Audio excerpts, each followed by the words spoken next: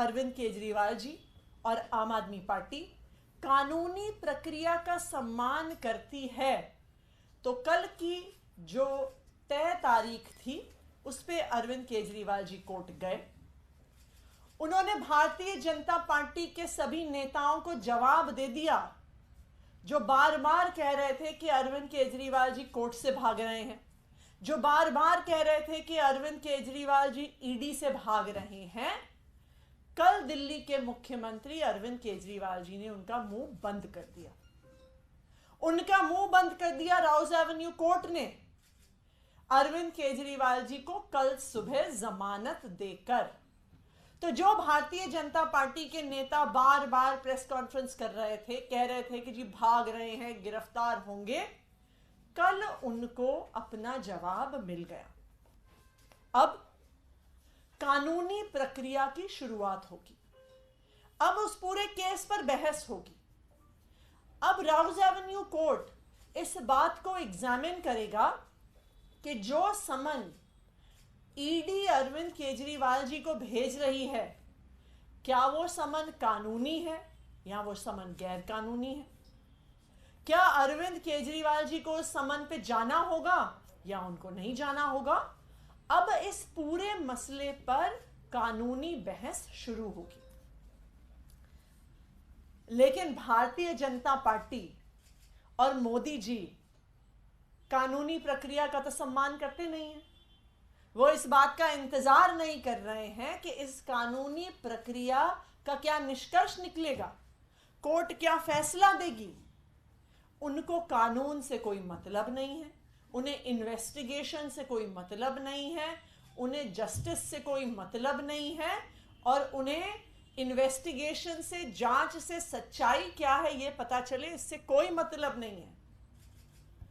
प्रधानमंत्री नरेंद्र मोदी जी को सिर्फ एक चीज से मतलब है कि किसी ना किसी तरीके से चुनाव से पहले अरविंद केजरीवाल को जेल में डाल दो, अरविंद केजरीवाल को कैंपेन करने से रोक दो।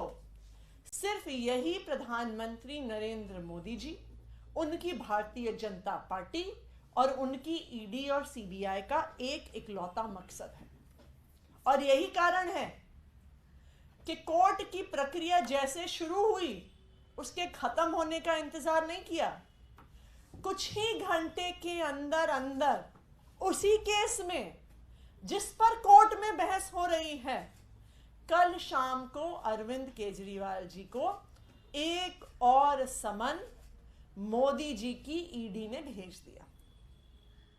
और ना सिर्फ मोदी जी ने इस एक्साइज पॉलिसी मैटर में समन भेजा, अब शायद उन्हें लग रहा है कि उनकी जो गिरफ्तारी का मकसद है ये इस केस से पूरा ना हो, तो इसलिए उन्होंने एक और फर्जी केस में कल अरविंद केजरीवाल जी को नोटिस भेज दिया।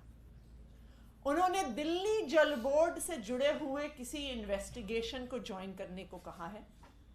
एक ऐसा केस जो आज तक हमें पता भी नहीं चला है कि इसमें जांच क्या हो रही है, इसमें तथाकथित घोटाला क्या हुआ है, इसमें ईडी ने केस क्या दर्ज किया है, इस पर कोई खबर नहीं है। इस 100% फर्जी मामले में भी कल मोदी जी की सरकार ने अरविंद केजरीवाल को समन भेज दिया। तो क्या सीक्वेंस ऑफ इवेंट्स है कि अरविंद केजरीवाल जी कोर्ट जाते हैं, कानूनी प्रक्रिया का सम्मान करते हैं, कोर्ट उन्हें बेल देती है और समन लीगल है कि नहीं है उसको एग्जामिन करना शुरू करती है।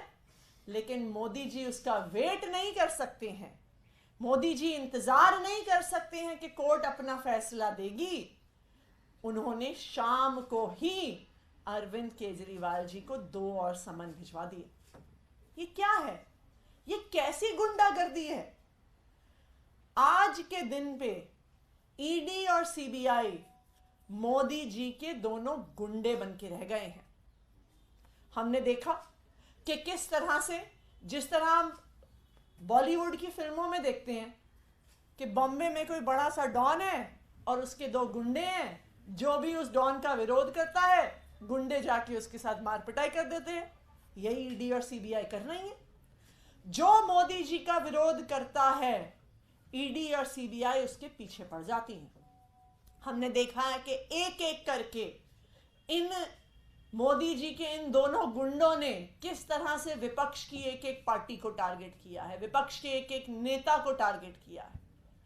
और अब जो इलेक्टोरल बॉन्ड्स का मामला सामने आया है, तो यह भी समझ में आ गया है कि मोदी जी के ये दोनों तीनों गुंडे, ईडी, सीबीआई और आईटी डिपार्टमेंट, एक एक्सटॉर्शन रैकेट चला रहे थे कि पहले उनको भेजा जाता था, उनके समन भेजे जाते थे और फिर कहा जाता था कि अगर जैसे गुंडे जाके हफ्ता मांगते हैं, वैसे ही उन कंपनी से इलेक्टोरल बॉन्ड के माध्यम से पैसे मांगे जाते थे। तो आज ये बिल्कुल साफ हो गया है कि ED, CBI, income tax department Modi ji के गुंडे हैं।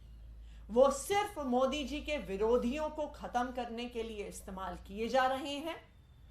और अब मोदी जी चुनाव से पहले अरविंद केजरीवाल को अपनी इस ईडी के माध्यम से, अपने इस गुंडे के माध्यम से अरविंद केजरीवाल को गिरफ्तार करना चाहते हैं।